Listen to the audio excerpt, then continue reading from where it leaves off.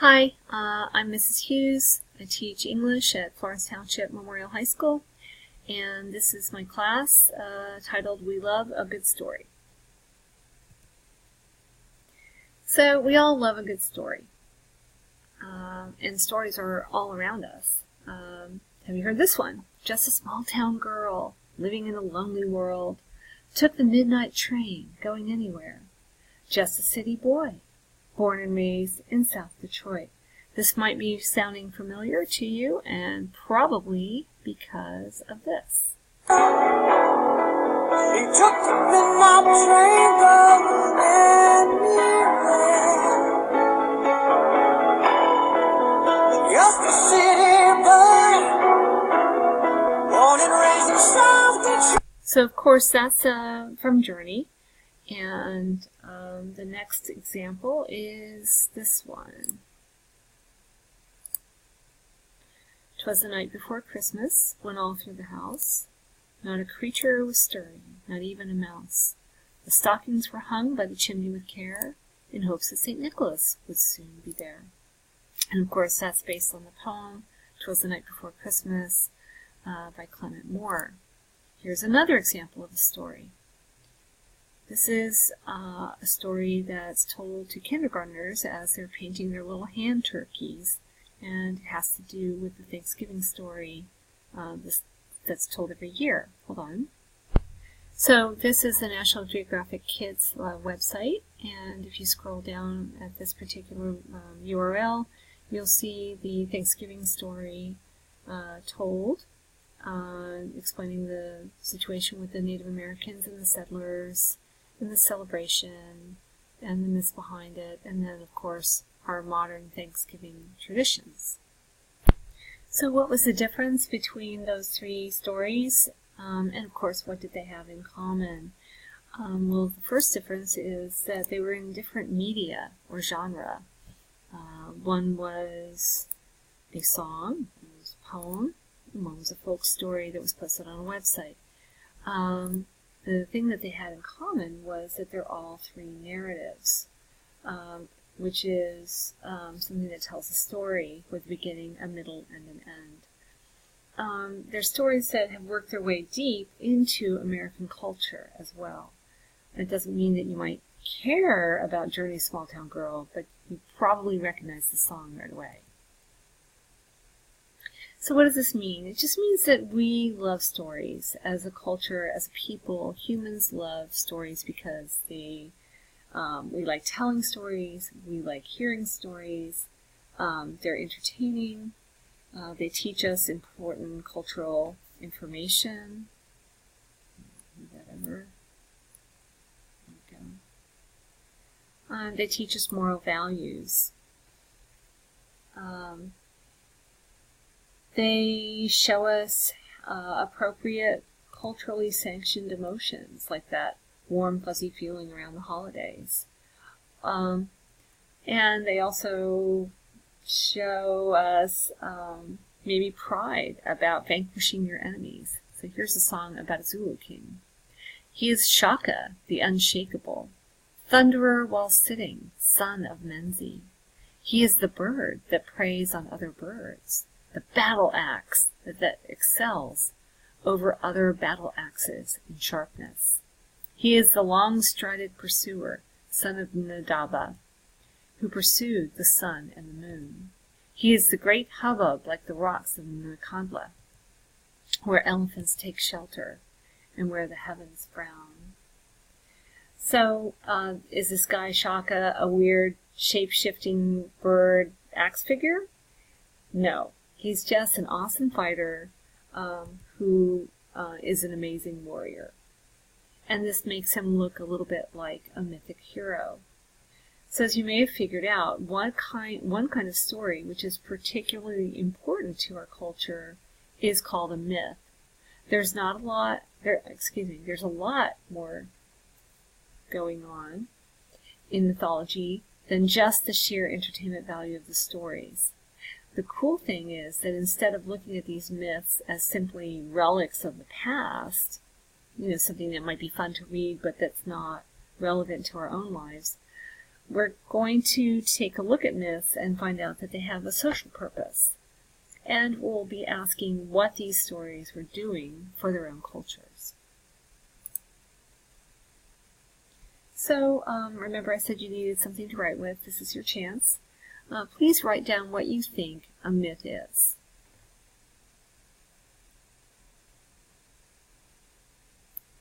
So some of you probably said something like, something that's not true, a made-up story, a story about gods and goddesses. This idea. And then maybe what people thought about the world before science was invented. Okay. These are all things that you may have been told in the past, and they are partially probably right. But what we want to do now is take a deeper look at myth. So this is one definition of myth. An assertive discourse of power and authority that represents itself as something to be believed or obeyed. So that is a lot to take in one breath, kind of heavy. So what we're going to do is simplify that definition. A myth is a socially powerful, traditional story. A socially powerful, traditional story is a myth. So we're going to unpack that a little bit. There are three big important ideas here. First, story. That's the first idea. So a story is a narrative, which means that it's made up of a series of events structured into a sequence. We usually think of stories as having a beginning and a middle and an end. They should have conflict. The conflict should be resolved. They tell us about something that happened in a coherent and understandable way. So tradition is the second part. So first was story, the second was tradition. So myths aren't just any old stories.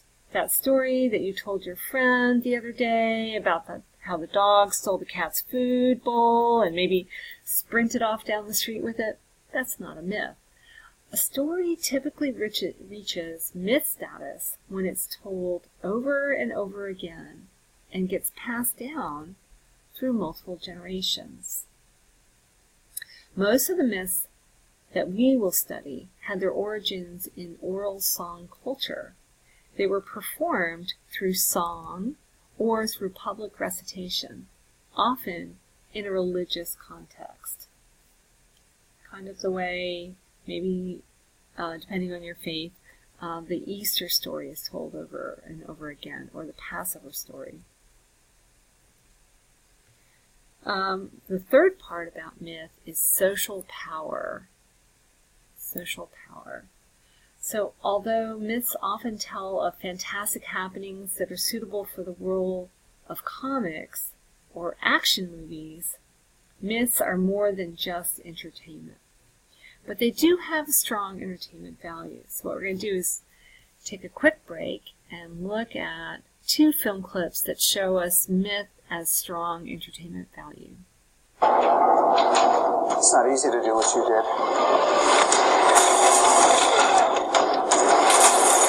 You made my men look like a bunch of minimum wage mall cops. That's hurtful. Would you like to tell me where you received your training? Afghanistan? Chechnya? Who are you?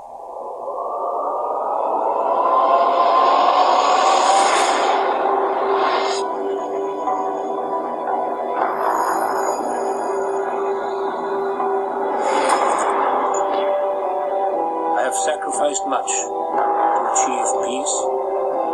All through your arrogance and stupidity, you have opened these peaceful realms and innocent lives to the horror and devastation of war. You are a vain, greedy, cruel boy. You are an old man and a fool! You're unworthy! Father, A now take from you your power. And I cast you out!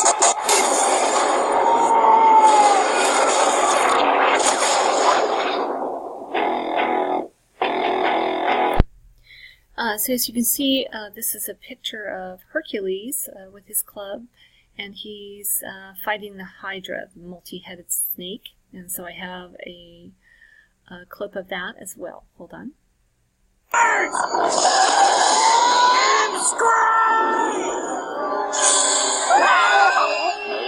get ready to rumble!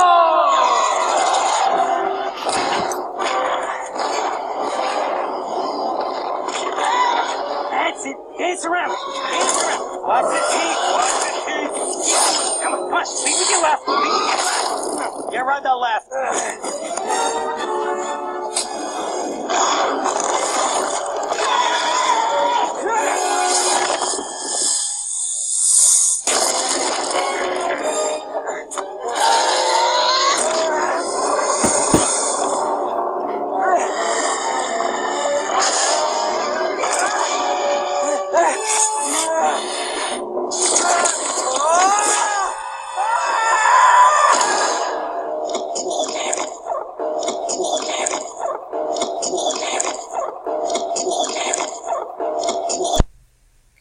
So myths often tell of fantastic happenings, and they're very entertaining.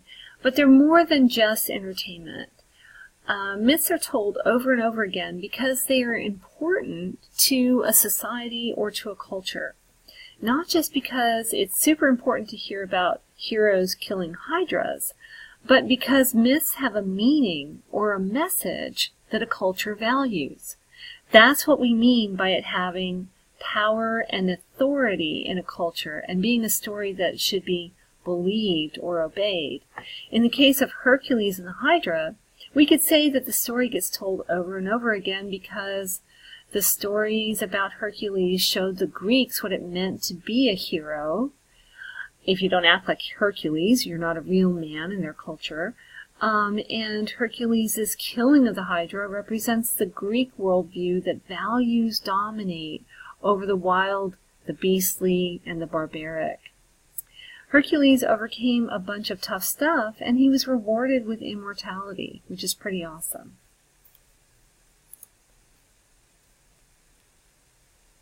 So the Hercules stories in some ways teach people about a certain set of values, which is part of this. But this doesn't mean that they are mere metaphors or allegories. Hercules was worshipped as a god in shrines all over ancient Greece, so these stories definitely have a religious importance as well. It's better to say that in many myths, especially from the ancient world, religion, ritual, values, beliefs, and worldview all come together to create these multifunctional stories that have value and meaning in many different contexts. Myths survive because they've got something for everybody. And because stories are remembered when they're entertaining.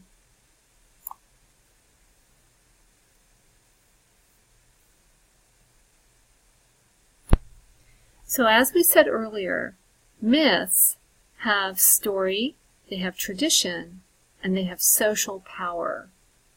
They also have other set of criteria that they usually follow. They take place in the distant past or in some sort of primordial time when the world looks different than it does now. They feature supernatural or non-mortal beings like gods or heroes or superheroes. They describe or explain the beginning of something, like the world, a way of life, an institution, an ability or power, a human behavior, and its meaning. They establish the rules and universal truths of the culture that made them. Sometimes they're even sacred. That's sacred, not scared. They frequently feature archetypes, or recurring symbols, plot devices, and character types, like the trickster character. This is Loki. He's from the Norse myths, which is where Thor comes from, and he is definitely a trickster character.